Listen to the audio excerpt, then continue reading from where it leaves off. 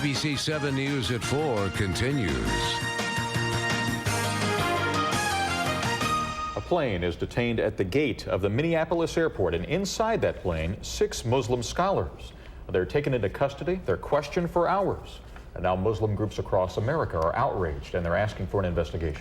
Now, USAirways is calling this a security incident that started last night when a passenger raised some concerns about the 6 Muslim scholars who were on board that plane. ABC7's Sarah Schulte joins us with a story about this. Sarah? Well, Linda and Alan, the 6 religious leaders were taken off the plane, handcuffed, and detained for several hours. The Muslim men believe they were singled out because they prayed prior to getting on the plane. And while USAirways is calling it a security issue, the Muslim community is calling it discrimination.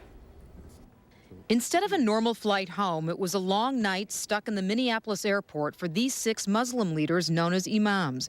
The men were removed from a U.S. Air flight after a passenger raised concerns about the group to a flight attendant. It's the worst moment in my life when I see 6 Imams being taken off the plane without any reason. There is no reason to do that. Then after that, they handcuff us. The men passed through airport security with no problems. The only action that may have raised concerns is something these religious scholars do 5 times a day, and that is pray. Right before boarding the flight, 3 members of the group prayed in the terminal. 3 of us, we did this in a very peaceful way.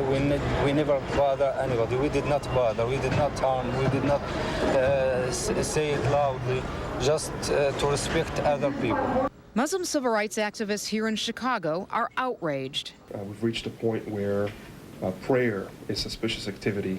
The Imams were detained for 5 hours before being allowed to go home. While USAirways refunded their tickets, they refused to let them fly on another flight. So the men took another carrier. The Council on American Islamic Relations, known as CAIR, is calling for a full investigation. CAIR-Chicago executive director says there still is a long way to go when it comes to educating the public about Muslims. This is a classic example of how the anti-Muslim hysteria that is rooted in ignorance and exploitation of stereotypes is still running very, very strong in this country. The Imams were in Minneapolis for a religious conference. They are now back home in Phoenix. CAIR is demanding an investigation into the behavior of the USAirways staff and airport security.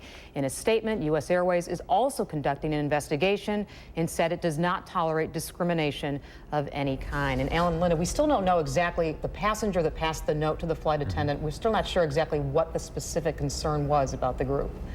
Okay. Thanks very much.